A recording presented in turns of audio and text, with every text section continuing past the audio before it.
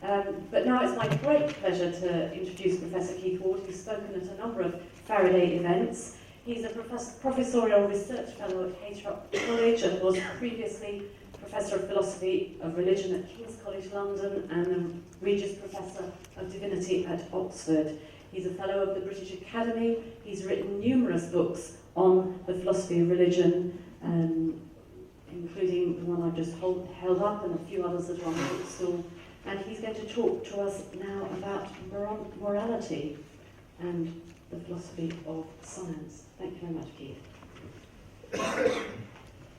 Well, what I'm going to say is really a continuation of what Roger said last night. I think we agree on most things, and so this is a compliment to what he said and continuation of it, I hope.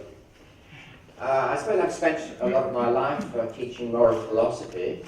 And moral philosophy in Britain largely consists of what we call meta-ethics.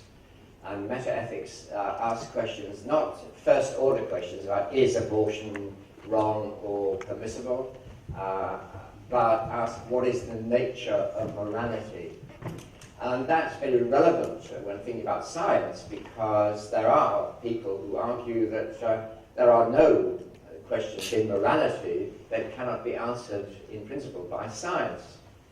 And that's a rather odd thing to say in many ways. It's said by Ed Wilson, E.O. Wilson, in his book Sociobiology, and then later on another book called Consilience, but he says it quite a lot. And Michael Ruse, who is a sort of renegade Quaker and atheist,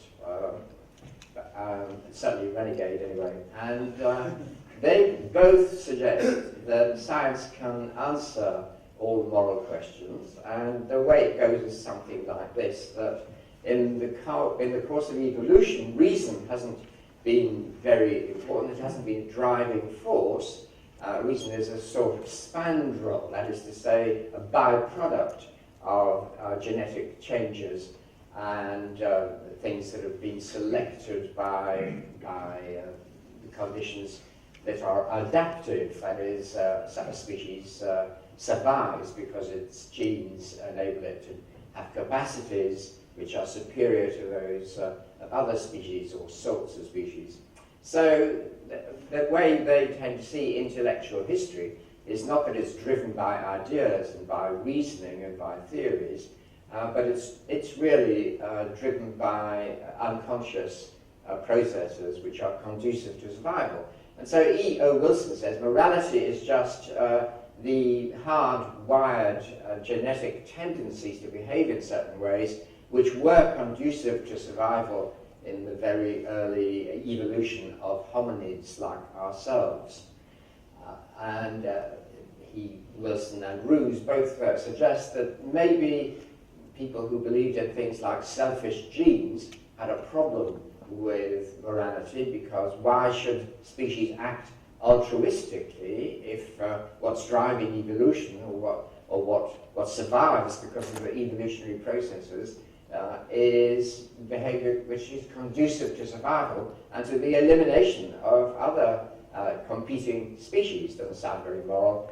However, there have developed views that altruism is perfectly well accountable for in evolutionary terms, because, to put it in a very non-mathematical way, species in which groups club together to eliminate other species, well, that might not sound very moral, but what it means is that they are very strongly attached to one another through bonds of loyalty, and so you get group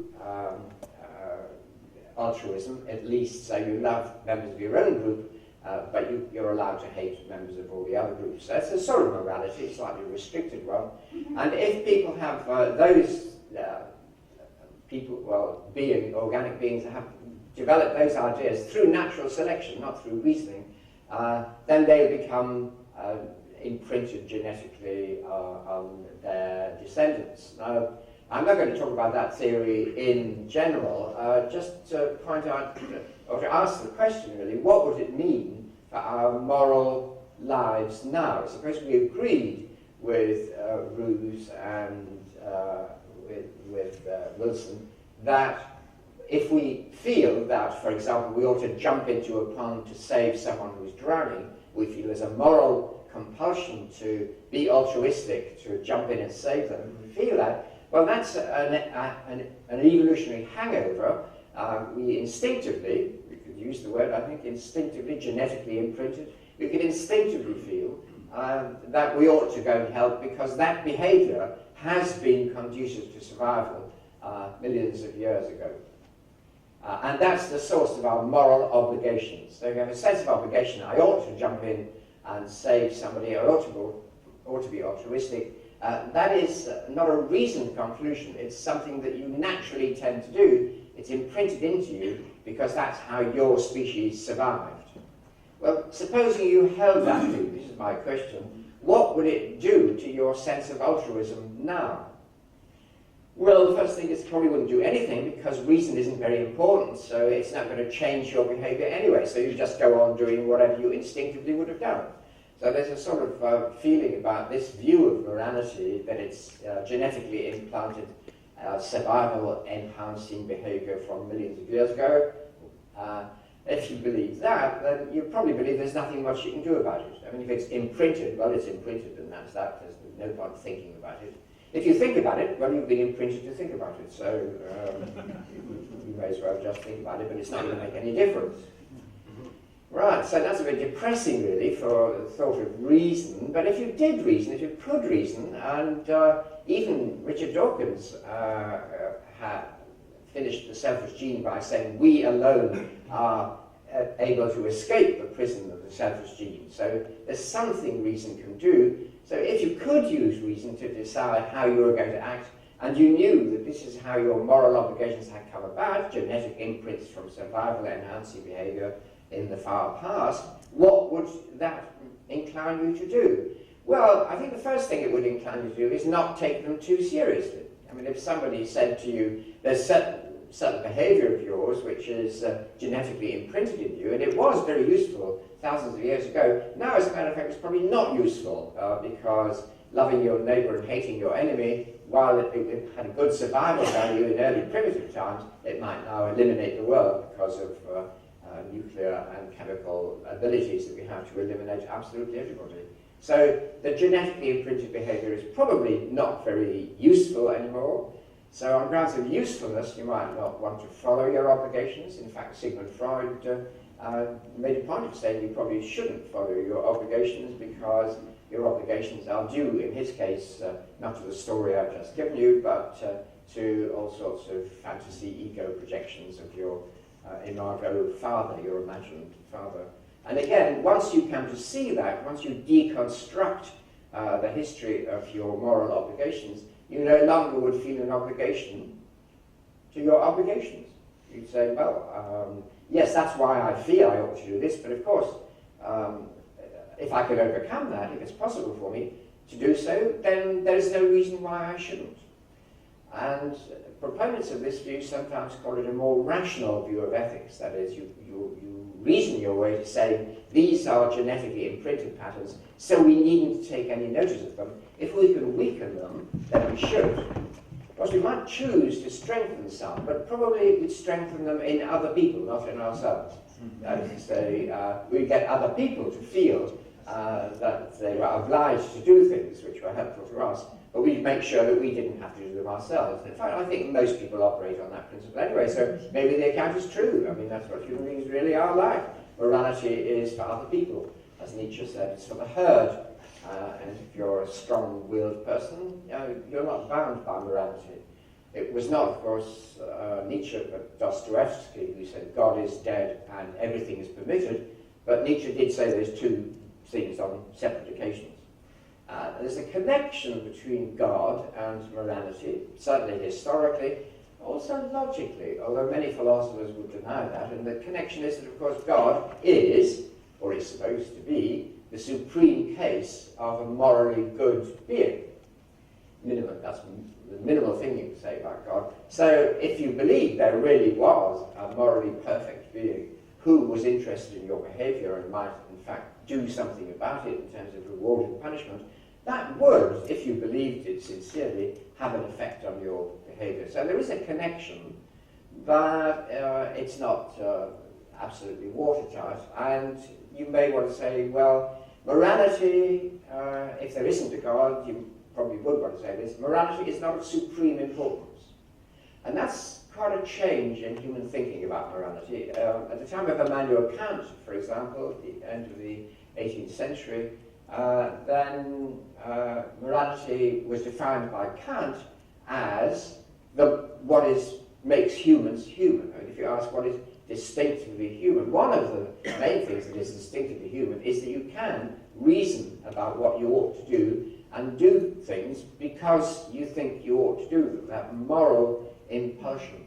Now, if Wilson and Roos and company are correct, that is no longer a distinctive mark of humanity. Or if it is, it's an illusion, and it's one that could be overcome. And if you are rational, perhaps you should overcome it. It's up to you, really. Morality is a matter of deciding for yourself what you should do. So there's been a fundamental change in the thought about what makes humans distinctively human, and that is, whereas there used to be morally driven beings, and that was distinctive, that humans were the only beings known to us who can think about, reflect upon, and formulate principles upon which they think they ought to act, and then act because they have those principles. So you act out of principle.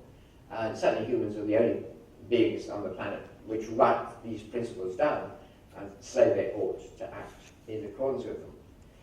Of course, that statement that you ought to act is very important, because human beings, we know, don't act in accordance with their moral principles. That's an obvious fact. But they still formulate principles and think they ought to. And that sense of ought, some philosophers call that normativity. There are things you ought to do. That's something that perhaps has disappeared. Maybe for Ed Wilson, there's nothing you ought to do. That is to say, there's nothing, as it were, other than what you think and for yourself and make up what you ought to do. Philosophers sometimes talk about the autonomy of ethics. And autonomy has lots of different meanings, but one of them is that you should make up for yourself the principles on which you should act. And in fact, you may make up a principle that you shouldn't act on any general principles. I mean, except that one. So there would be, there is the possibility of saying, you just make it up. Ethics is not a matter of truth. Now, this is a different one, but this is the first question I want to put before you, really. Are there any moral truths? And by that I mean, well, things that you don't just make up. It's not that you sit around and you think, are there any principles I would act on? Are there any principles I would like everybody to act on? And I'll make those up, and then I'll do that.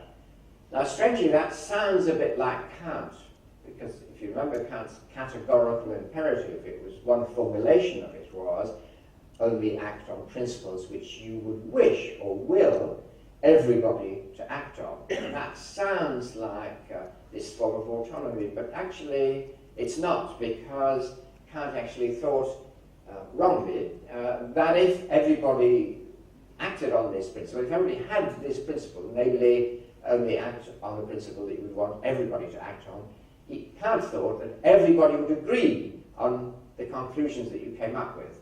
I'm afraid it's very obvious that not everybody would agree at all. And if you thought that you should love your neighbour and hate your enemy, and you could very easily will that everybody acted on that principle, no difficulty at all. Devil take the hindmost, and may the strongest win. So that's a universal principle. The survival of the fittest, Herbert Spencer's principle, which I think Darwin toyed with at one stage. The survival of the fittest, you could say, that's certainly a universal principle. So you could rationally adopt that principle. You could rationally adopt the principle everybody should aim at their own happiness and let people look after themselves.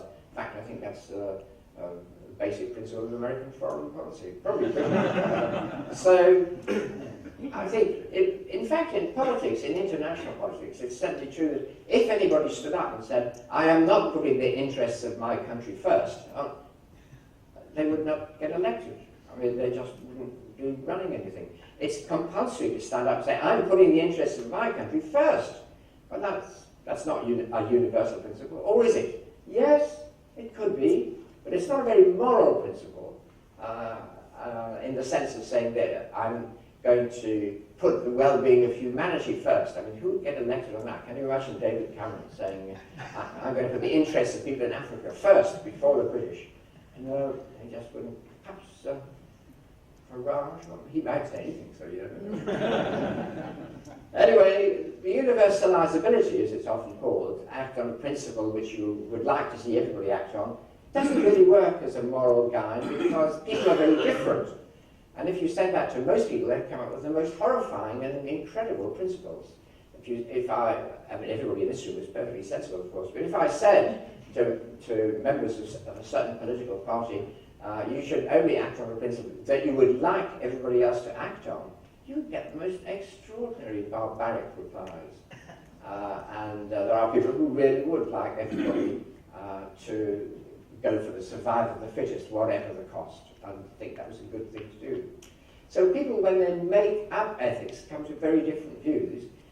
If you think there are moral truths, it's important to see, very important, and this is where people, undergraduates that I talk to, always get mixed up. There's a difference between saying that there are moral truths. There are things which you ought to do, which you ought to do whether or not you yourself have thought about it and made them up. So you should not torture innocent human beings. That's a moral truth, I would say. But of course, people don't necessarily believe that because they have decided to do that freely. It's not chosen as a principle to act on. You might, left to yourself, decide that you couldn't torture people. And a lot of people do decide that. So that would be your decision. So there's a big difference between something is true and saying that you believe that something is true. It's a simple difference, but a very big one. Because people who believe in moral truths are often accused of being absolutist in the sense of being intolerant, of saying, I believe this, and so I'm not giving other people the right to think anything different. And that doesn't at all follow. You can believe in moral truth and be tolerant and allow other people to have different opinions, of course, within limits, as long as they're not harmful to the things that you think are good for society. There comes a point where you have to be intolerant. That's why we have prisons and punishments. But it doesn't follow that because you think something is true, you have to hold that belief intolerantly. So there's a difference between saying there are absolute truths and saying, I know what they are, and I'm certain what they are. Okay, there's a big difference between that. So there's a first real question, which I think, and here's where science comes in, that no science can possibly answer. So are there any moral truths? So are there things which I ought to do, which I ought to try and discover, but which I don't just make up? So there is something to discover, and it is worth thinking about that. I can't be certain that I'm absolutely correct in what I think. I can be sure that I'm correct in general, like don't torture innocent children, I would feel pretty certain about. But other things, about assisted dying under certain very special circumstances, I wouldn't feel certain that my view on that was true. What I would feel is there is a true view. And the fact there is a true view, in fact, makes me less certain that I know what it is, not more certain.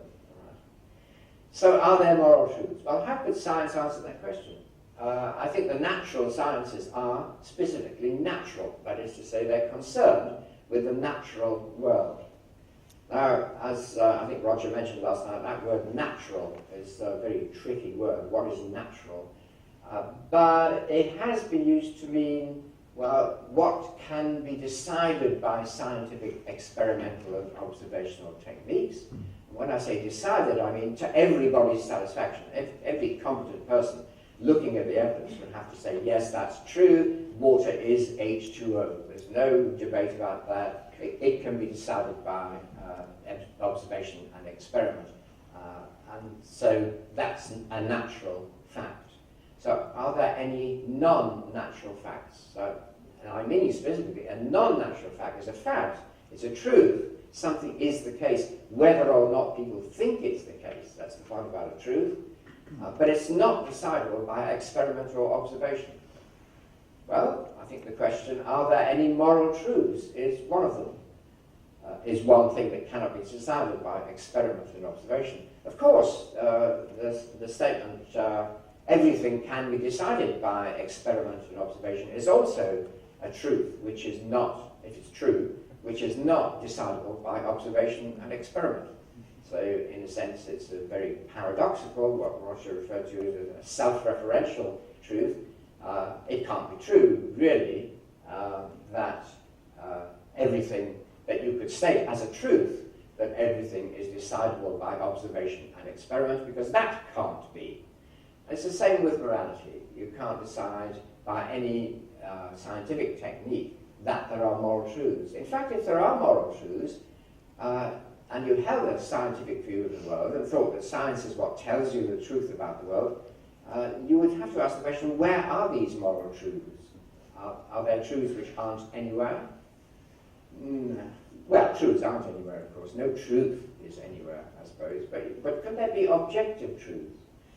Now, you may think that in science, a hard line in science, you would say there are no truths, there are just states of affairs. I mean, there are things that happen, processes, events occur, and you can observe them and theorize about them. But the laws of nature, for example, is it true that the law of gravity is what it is? Is that a truth? Well, you could say it's a truth, yes. You wouldn't want to say it's not a truth. But could it exist? Could a law of nature exist if there wasn't any nature? It may sound as though you'd have to say, no, it couldn't. You couldn't have a law of nature without any nature. In fact, there have been views of laws of nature which have said they're just descriptions of things that happen. So if nothing happens, you don't have any laws of nature. Right? So that's another question. Actually, there are quite a lot of these questions. Are there laws of nature, whether or not there's any universe? They'd be hypothetical laws of nature. They'd be things which would be laws of nature if you had a universe of a certain sort. Does it make sense to talk about truths like that existing? They would be non-natural truths. So let's talk about a class of non-natural truths. That is, truths, things that are alleged to be true, that could be true, that may be true, some of them are true, which cannot be decided by any technique of observation and experiment. You need to have observations, and you couldn't have truths about morality unless you knew what human beings were like and what they could do in general.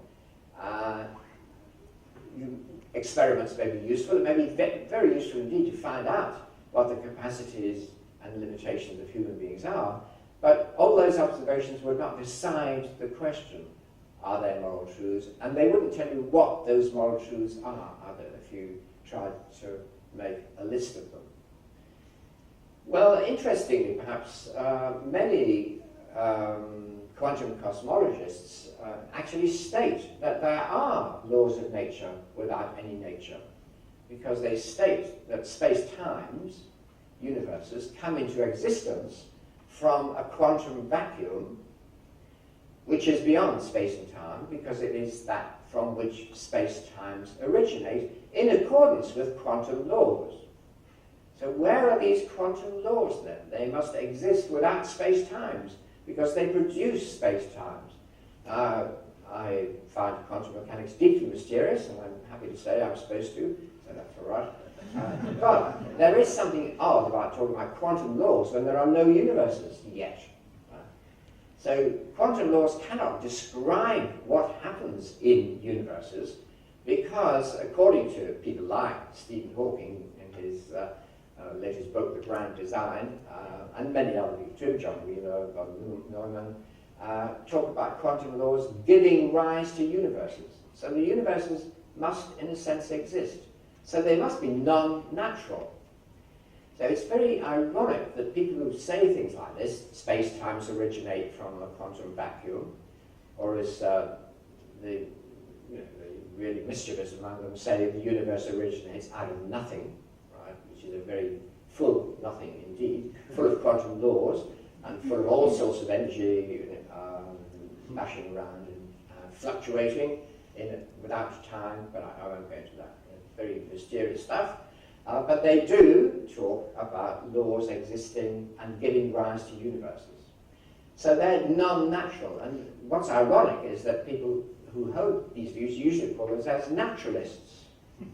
And if I said they believed in something supernatural, they froth at the mouth and say that's really absurd. But of course it is supernatural if you define natural as resolvable by experiment and observation and within a space-time. So there are lots of entities in modern quantum cosmology which are not either within space-time or not descriptions of things within space-time. So I think they are supernaturalists. They're not going to call this God, of course. The quantum vacuum is a very odd thing, but it's not. That's why people largely stop calling themselves materialists, because it's obviously not material. And I think, like Roger, I believe, who mentioned in passing, that they're probably called naturalists just to mean we're not going to talk about God. And that's about why you call it natural. So as I said, there's a mystery about that word natural, but still, I've introduced another criterion, so let me state the two. One of them is not a fact, or truth, not resolvable by observation and experiment. Another one is not occurring within space and time. That's another meaning of non-natural, not within space and time. Now, the interesting thing about naturalism is that it doesn't exclude values these days. That philosophers are called as naturalists, so they sometimes call themselves expanded or enriched naturalists, want to include values in the ontology of the universe. By ontology, I mean, if you make a list of everything that exists, that's your ontology. So you might say everything that exists is in space-time. That would be classical materialism. And that is, I think, we would say, definitively obsolete, because there are things physicists talk about which are not in space-time, and they are supposed to exist. So you have to have a slightly richer ontology than classical materialism, in the sense the only things which exist are in space and time. Well, could you include moral truths in your ontology? If you make a list of all the things there are there moral truths? These moral truths would be a bit like quantum laws in a quantum vacuum. That is, there doesn't have to be a universe in existence to make them true. They're true even if there's no universe. Now, there's a certain ontological mystery about that, because people do tend to think that if something actually exists, it must be in the universe. Of course, people who believe in God don't believe that. So people who believe in God already have something which is not in any space-time universe. But now we're going to have lots of things which are not in any space-time universe, and perhaps moral truths would be one of them. So, do naturalists believe in moral truths? Well, yes, a lot of them do. There's a philosopher called John McDowell, who is perhaps best known for holding this sort of view, and he thinks values must be placed in the ontology of the universe. But they're not scientifically observable. So they're natural in his sense of the word because they're in the ontology of the universe. So he calls that natural. He extends natural to include moral truths and moral values. But they're not natural in the sense that scientific techniques could decide on their truth. And of course, you then get the question of what could decide on their truth then? And you're just going to have to say, in the end, it's just intellectual reflection which comes to the decision that certain things are morally true. It's by using your intellect, not by observation and experiment. And again, of course, in modern science, there are things which are established through purely intellectual means. Well, purely is a bit strong, perhaps, but primarily through intellectual means. Take Higgs boson as an example. Peter Higgs thought of the idea of a boson which gives mass to particles which go through the boson field, as it were. And he thought of that before there were any observations, or before people could think of what observations would show that it was true. Of course, those observations happening in CERN are terribly expensive to make, so it's quite conceivable you never could make the observations. And with things like superstrings, we can't think of any possible way in which observations could corroborate that. So a lot of modern physics is not based on observation in the sense that first you look and then you theorize. They're rather based on theorizing, which tells you what you might possibly be able to look for to confirm your theory. Of course, even quantum cosmologists would like to confirm their theories, but on the whole, if you have a beautiful theory which gives rise to results which you can investigate and observe, you can observe the inferences you make from the theory, that's good enough for most scientists. In other words, you're placing intellectual elegance, intellectual beauty, rationality, and intelligibility first in your list of things that are necessary for good science. Now, if that's true, there's nothing quite so odd in saying that that's how you come to a view about moral truths. You're not going to come to an infallible view, but it's through reflection, through theorizing, through thinking things like, what if everybody did this? Would I like it done to me? What would happen if this happened? You go through all sorts of intellectual processes, and you might come up at the end with the truth like, well, you should not torture innocent children.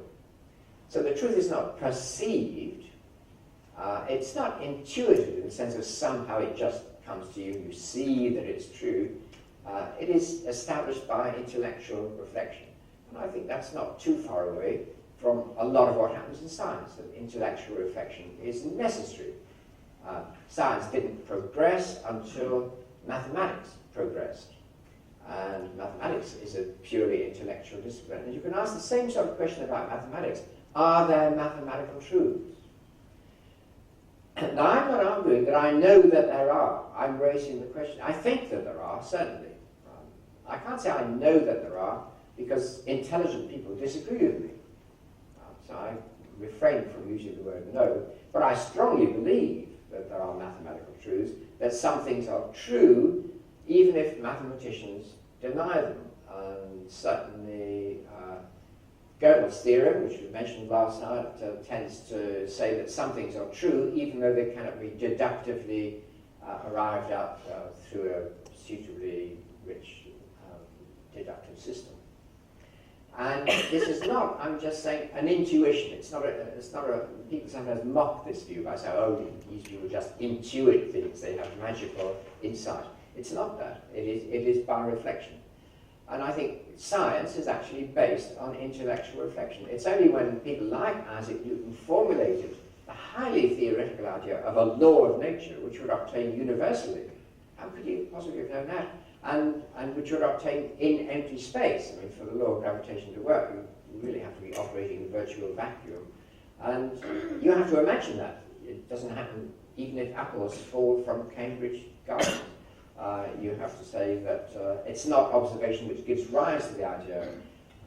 Newton and Einstein and others, Heisenberg, etc., are geniuses of science because of their ideas, because they come to see intellectually the world in a different way. It's not just that they observe more closely. Aristotle was a great observer and was wrong about almost everything in physics. He looked, and what he saw was not what that was. And I think it could almost be a principle of quantum physics. What you see is not what you get. Absolutely. It's got nothing to do with what you think things are like. But back to Plato almost, what you see is an illusion. And certainly Roger Penrose thinks that. Roger Penrose is a self-declared Platonist and thinks that sense experience is totally illusory, and what's real are purely mathematical or intelligible entities. So, a lot of science is actually intellectually, of course, structured, and that's why, ironically, science is not democratic. I say ironically because many advocates of a more reductionist view in science tend to say, well, the thing about science is, well, take the motto of the Royal Society, nullius in verba, which of course means nothing in words, but there are about 25 different versions of how you might interpret that. But it's ironic that they say that if it means don't take anybody's word for it. Probably you shouldn't say that it means that, but it's one translation. Don't take anybody's word for it. We all in science have to take people's word for it. I mean, if you ask me, is there a Higgs boson, you may as well ask an elephant, because I wouldn't have a clue. I believe people who tell me there is. I just believe it. I take it on authority. Now, I say they have good reasons, but until I get my PhD in physics, I'm not going to understand what those reasons are. So they can really fool me. And you could produce a Schrödinger equation or two, and I would say, well, I could well be right. But there's a lot of authority in science, a very elitist subject, and so it's, and we know that some people are cleverer than others. I mean, one thing about, in philosophy, you never know who the really good philosophers are. Well, that's my story, isn't it? But in mathematics, you know who the really good mathematicians are. There's no doubt about it. It's a very elitist subject. The good mathematicians are ones who, if you have a couple of PhD in maths and you can't understand what they're talking about, they're the good mathematicians. I've experienced this. I actually went to the Gödel Centenary in Vienna, and Roger Penrose was giving a lecture on the Fourier interpretation of Gödel. Anyway, he was in the middle of this, and he got through it. All these equations were appearing on board, and he said, he stopped, and the hall was full, hundreds of people, all except the great mathematicians, and he said, that's funny, it worked last night. And of course, only Roger Penrose could say things like that, and everybody will be overawed.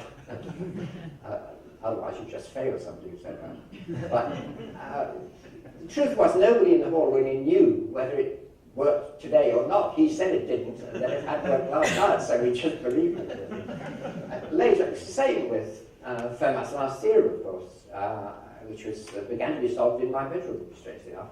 I won't go to that in detail. But Fermat's last theorem, when Andrew Wiles, first of all, we both lived in the same house at different times. And when he solved Fermat's last theorem, nobody in the room knew whether he'd done it or not. He went through all the mathematics and nobody knew. And that's how hard it is. And later on they found he hadn't quite, actually, but then he did. So it took a long time to go through this. So what I'm saying there is science is not actually a subject where you just decide for yourself. It's not a subject where you don't take anybody's authority. It's not that. It's much more sophisticated than that. You have to be an expert. You have to know exactly what theory would lead to what results and how you would confirm that. And these are very tricky matters. And we have an experiment going on at Oxford at the moment where we've got a group of young, brilliant quantum physicists from Cambridge who've been kidnapped and taken to Oxford and put in a biology laboratory and told to talk to the biologists, the experiments, to see whether they can. And the answer is they can't yet. They just can't talk to each other. So even within the sciences, scientists can't talk to each other. I remember interviewing, we had a funny thing in my college in Oxford, where every member of the governing body was, by rote, asked to interview applicants for research fellowships. And this was in mathematics, in group theory, and I had to say something on the panel, and so I said to the applicant, well, what exactly are you interested in? He looked at me and he said, do you really want to know? And I said, no, I don't really. So even within mathematics, I think it's not possible for a mathematician to be an expert in every branch of mathematics, even, never mind anything else. So I'm just saying, there's a lot of authority in science. You trust that peer-reviewed authority works. You trust there are experts, but it's a very expert discipline. So science is mathematically driven by expertise in many of its facets anyway. So the intellect is a very primary medium of knowledge. You would like it to be backed up by observation. Sometimes it is, and you hope there are observations which will certainly be relevant. Well, it's just the same in morality. You establish the moral truths you believe in by intellectual reflection and theorizing, and you hope there will be observations which back it up, observations of the kind, well, if people act like this, happiness will tend to increase, human flourishing will become more apparent. But those are tests you already have to morally agree with before you set out in a way. So I think morality is a matter of intellectual of reflection, and it's not just of intuition. It's certainly not a matter of observation and experimentation. So that was one question about morality. And then the part of this to do with philosophy of science is that there are things which are matters of truth and of intellectual reflection, where you can exercise rationality. And you do, in a sense, look for authorities, people who are better at reasoning, who know more about the different options than you do, etc., which are very analogous to the things that happen in science, but they're different. They're not scientific. So there are plenty of non-natural and non-scientific truths in the world. Morality isn't the only one, but it's the one I'm talking about now. So I would dismiss the views of Ruse. I'm always happy to tell him that, because he dismisses my views as well. I dismiss those views as really not taking seriously the fact that we do intellectually reflect on moral questions. We don't actually just say, oh, I've got these genetically implanted urges. There has to be intellectual reflection. And if you then ask intellectually, what moral principles would I think it right for there to be? I mean, what moral principles actually are there? I think the answer, well, the moral principles you should accept are the ones which were conducive to survival, to beings who existed millions of years ago. It would just not be a relevant answer. I would say, well, things like that may be useful in telling me the things that humans can't overcome or find it difficult to overcome, but as for obligation, they have no normative force whatsoever. So ironically, the quasi-allegedly scientific accounts of morality that have been offered to us are largely of no moral worth. They have no moral relevance at all. They tell us interesting things about human behavior, but they're largely things that we should attempt to resist if we can. What I'm saying here reflects a very famous lecture by Huxley, Julian Huxley, on evolution and ethics. Huxley said, if evolution tells you something, it's probably your duty to oppose it. So that's the opposite of the Herbert Spencer view, that if evolution tells you something, that's the way you ought to act. No, it's not. That's the way you ought not to act.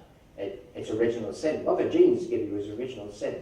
Don't take that too seriously. But they give you tendencies which you often... So where does that sense of normativity, of moral authoritativeness come from? Morality. And of course a lot of philosophers would now say there is no such thing. There's no sense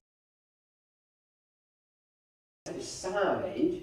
There's nothing exercising pressure on you.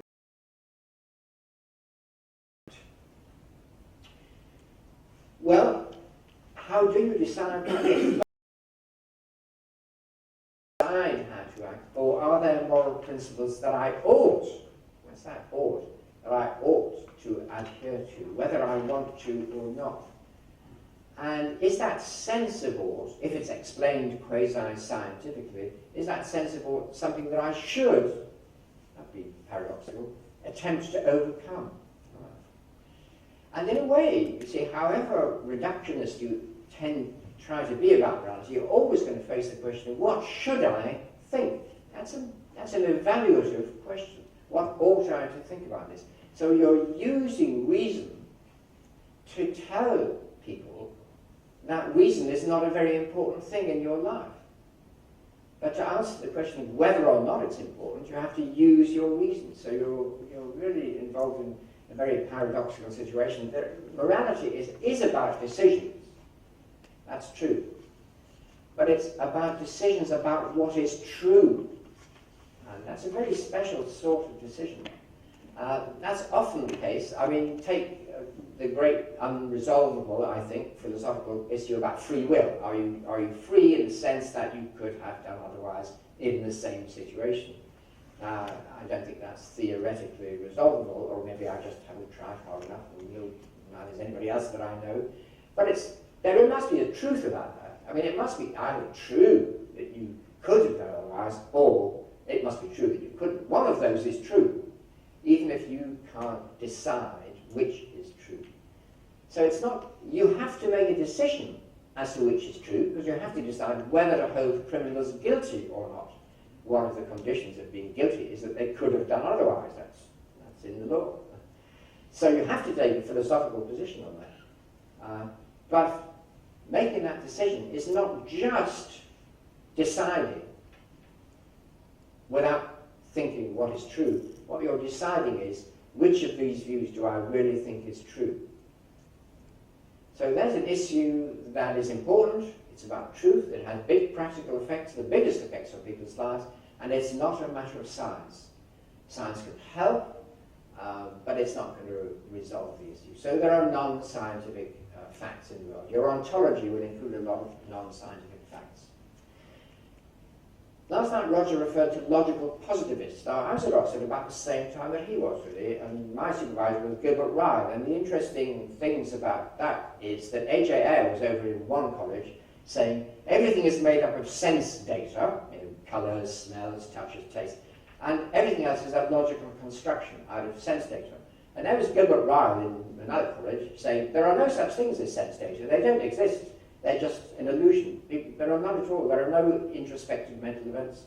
So, very interesting. You had two quite well-known philosophers disagreeing about fundamentally what exists. One said, the one thing I'm sure of is sense data. And the other said, there aren't any sense data. So how could one be sure of something that didn't exist? A bit difficult, that. So that shows the depth of philosophical disagreements. And is a philosophical disagreement a disagreement about the facts, about any facts at all? Well, on page 1 of Stephen Hawking's The Grand Design, which Martin Rees said to me recently is a very bad book, but no, not. He says, Hawking says, philosophy is dead.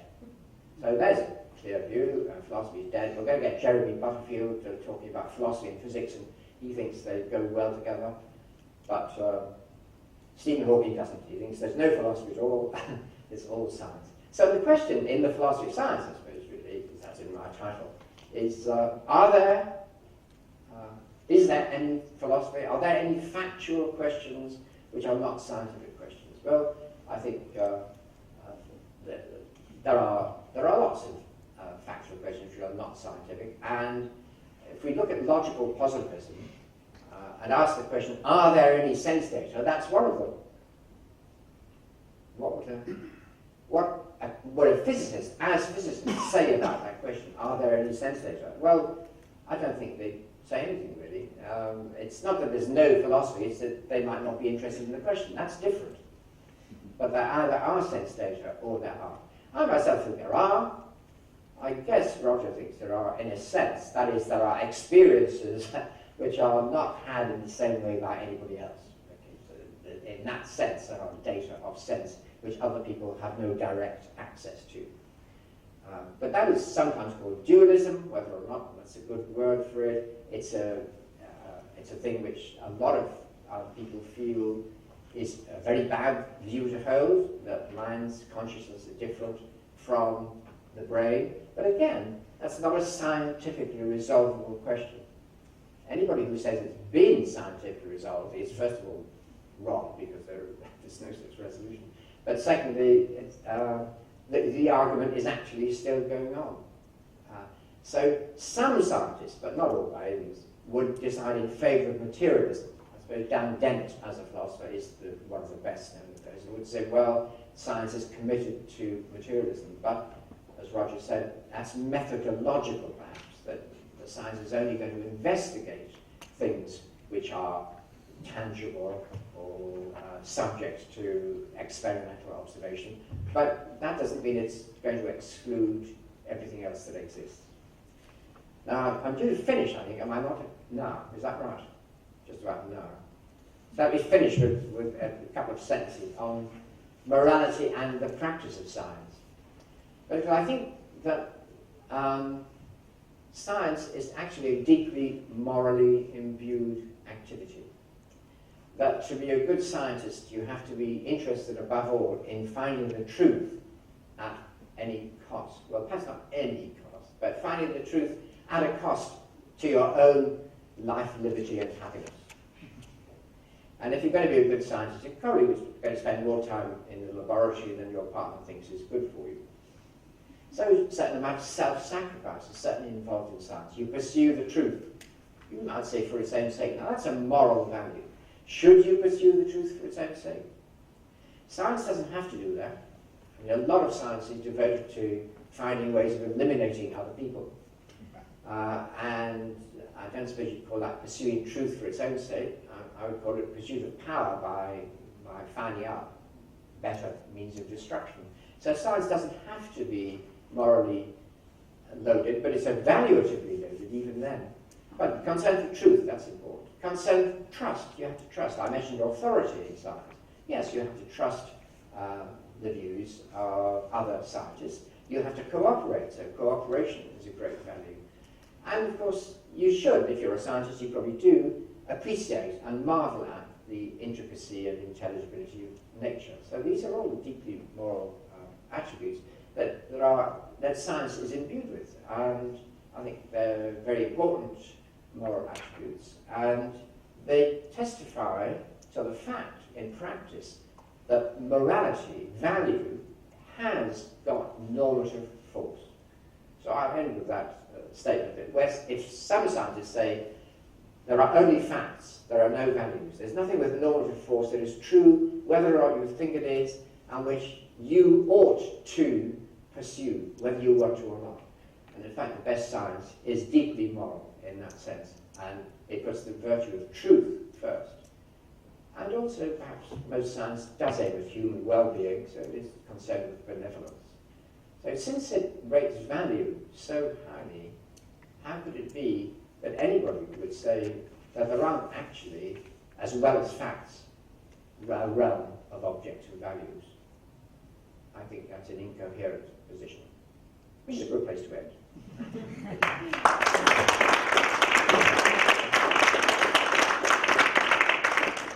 Thank you very much, Keith. You probably posed more questions than you answered, which I think was probably the aim, and I think that we'll have time to talk about a lot of those in our groups. But are there just a couple of questions from the floor, quick questions that everybody's pondering deeply? Okay, Tim, another philosopher asking a question. Just a simple question for clarification.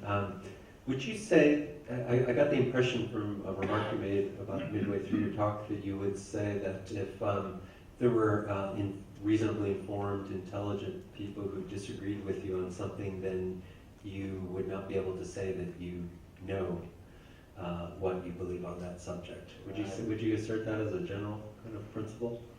I hate where there's disagreement, there is no knowledge? I hate comments which begin, I've just got a simple point to make rather than something which destroys my whole talk. I know where you're going with this one, or at least I know where you could go. To put it bluntly, could I say I know there's a God if there are intelligent people who disagree with me?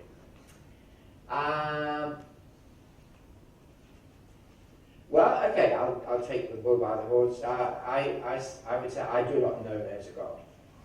Yeah, if there are intelligent and informed people, just my use of the word know perhaps, I think I would say I wouldn't call that knowledge, because I don't regard it as justified beyond reasonable doubt. Right. So I am prepared to do that. Is that okay? I think that's a good thing to be followed up in the groups, actually. Okay, yeah, maybe. I'll just leave it to be followed up, but okay. Yeah, well, that's where you're taking me. You will both be on a panel discussion this evening, so if the groups have not satisfactorily resolved this question, then you can thrash it out there and there. When I say, just to make sure, when I say I don't know there's a God, I'm still pretty sure there's one. There almost certainly is one.